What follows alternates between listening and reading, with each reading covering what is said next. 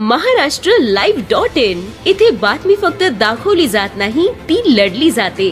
Subscribe करा, like करा, share करा, बेल आयकॉनला टच करा।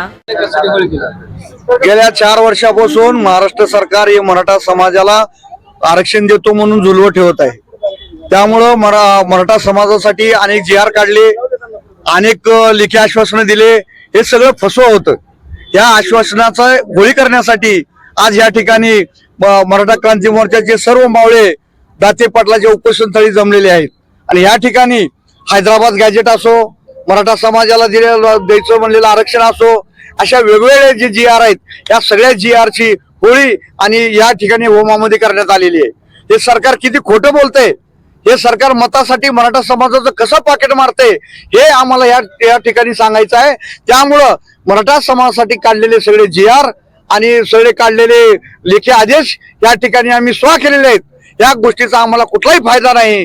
त्यामुळं मराठा क्रांती मोर्चाच्या वतीने या ठिकाणी या सगळ्या गोष्टी आम्ही आगीच्या हवाली केलेल्या आहेत।